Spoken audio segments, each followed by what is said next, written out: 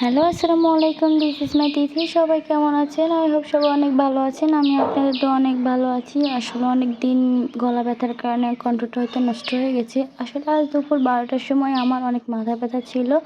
তার কারণে আমি ছাদে গিয়েই দাঁড়াই ছিলাম।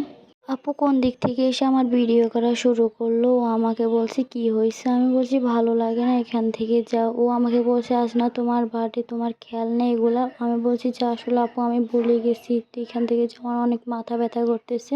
ও আমাকে জোর করে রেডি করায় নিয়ে গেল কোথায় তা আমি জানি না, সামনে দেখতে পাবেন। ও আমাকে বলছে যে দেখো আজ আবহাওয়াটা অনেক সুন্দর, তাই না? আমি বলছি যে হ্যাঁ, আবহাওয়ার সাথে আমার হাত পা অনেক সুন্দর লাগতেছে।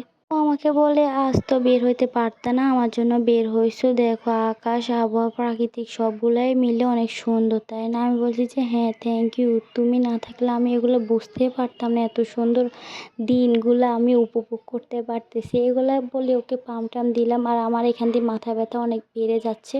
ওর কাছে আমি অনেক কান্নাকাটি করতেছি। ও বলছে যে এই ছেলে তিনটে কি কান্নাকাটি করে তুমি দেখো না। আমি বলছি যে ওদের তো মাথা ব্যথা নাই, মাথা ব্যথা তো আমার, তার কারণে আমার অনেক কষ্ট হইতেছে আপু। ও বলতেছে যে আমার মাথা ব্যথা হয় না, আমি এমন কান্না করি, তুমি এমন করতেছো কেন? পরে ভাবলাম যে বোন থাকলেও বিপদ, না থাকলেও বিপদ। আসলে বোন থাকাটা অনেক ভাগ্যের বিষয়, যার বড় বোন আছে সে বুঝে।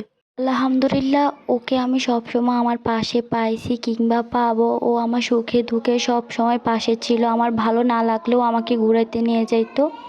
ও বলতেছে যে একা ভিডিও কেন করো, আমাকে নিয়েও ভিডিও বানাও, দেখবা তোমার ভিডিও অনেক সুন্দর হইতেছে। আসলে ও অনেক সুন্দর, মাশাআল্লাহ। ওকে বলছি যে হ্যাঁ তুমি তো অনেক সুন্দর, তার কারণে আমার ভিডিওগুলোও সুন্দর হইতেছে। আপুকে সুন্দর বললে ও তো মহা খুশি হয়ে আমাকে বলে যে তোমাকে জুয়েলারি গিফট করব।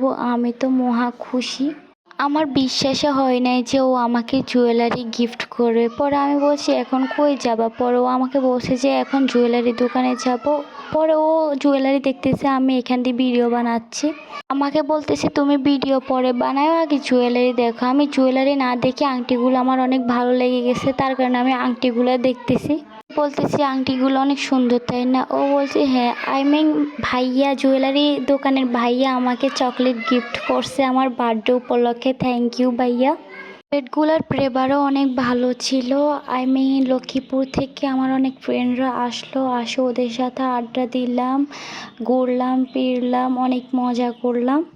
ওরাও আমাকে নিয়ে অনেক মজা করলো আমার মাথায় ব্যথা এগুলো শুনে। পরে বাসার দিকে চলে আসলাম। আপু কেক টেক এগুলো নিয়েছে, আর এগুলো ভিডিও করা হলো না মাথা ব্যথার কারণে। আপু আমাকে জিজ্ঞেস করে এখন কেমন লাগতেছে তোমার? আমি বলতেছি always happy, thank you so much, এত বড় অ্যারেঞ্জমেন্ট আমার জন্য করার জন্য থ্যাংক ইউ।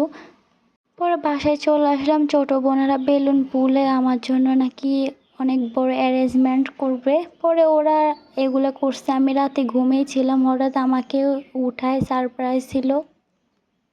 আমি নিজে দেখি অনেক সারপ্রাইজ হয়ে গেলাম। আমার লুক এটাই। থ্যাংক ইউ সো মাচ আপু।